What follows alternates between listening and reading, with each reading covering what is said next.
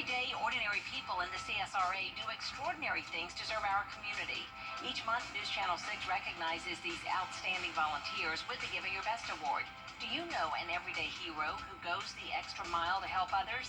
Nominate them for the Giving Your Best Award by visiting WJBF.com and filling out the entry form. Sponsored by Science Co., Piedmont Augusta, Security Federal Bank, and News Channel 6. Live 5 weather coverage you can count on.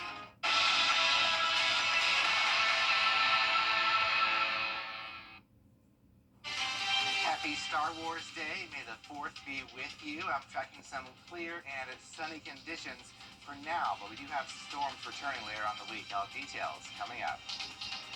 A vanished town remembered through stories, snapshots, and hot dogs by the pond. Tonight, why former residents of Dunbarton are still coming home 72 years later. Vision News at 6 starts right now.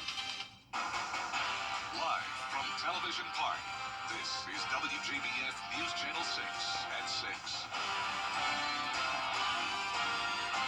Well, good Sunday evening to you. I'm Kim Vickers. Thank you so much for joining us. Our coverage you can count on begins in Richmond County, where the Sheriff's Department is asking for your help to find a missing woman. 43-year-old Keisha Pittman was last seen on Saturday morning around 8 on Salem West Drive. Authorities say she left on foot in an unknown direction and suffers from heart issues.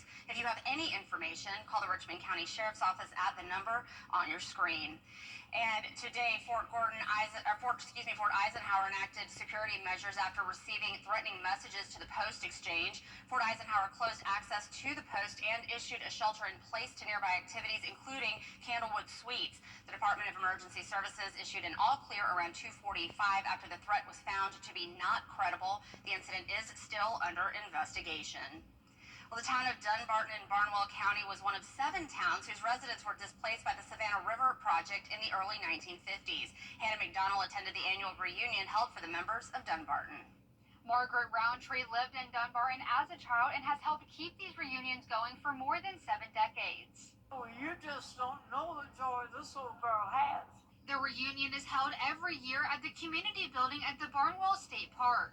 This is the 72nd year of the reunion, and Roundtree tells me there are now 3 generations learning about a town that once was. When the Savannah River plant came, everybody had to relocate and they scattered, but we have been able to get together and renew old friendships. Everybody has such a desire to keep it going so we can have that contact of the descendants of the original Dunbarton people. Dunbarton was not the only town affected by the Savannah River Project, but towns including Ellington and Myers Mill as well. I had the chance to speak with not only Margaret, but the children and grandchildren of those who lived in Dunbarton. It's good to see it all. I didn't know what Dunbarton looked like. I was, 4 years prior to me being born, but the photographs bring it to me now, and I've seen some things at my house that were sheds and stuff like that, never knew where they came from. They were moved out of Dunbarton because you can see them in the photographs of some of the houses and stuff. They had pictures of every house that was in the town, as well as old yearbooks, newspaper articles, and pictures. Roundtree was 20 years old when she and her family were moved out of the town. She reminisces on one of her favorite memories in Dunbarton with her friends. That car, if you'll see, has running boards and fenders on it.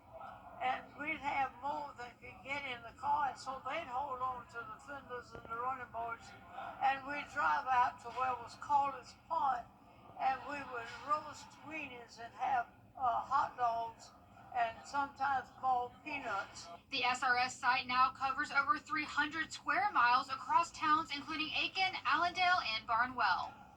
Roundtree has continued these reunions in honor of those who lived in Dunbarton and their ancestors. In Blackville, Hannah McDonald, WJBF News Channel 6. We're going to send it on over now to meteorologist Miller. Hi, Miller. Much drier today than it was yesterday. Yeah, we had those storms rolling. All right, Miller, thank you. Well, she survived a wartime plane crash as a baby. Now she's sharing the emotional story of Operation Baby Lift and the personal artifacts that helped tell it. We'll have that story when we return.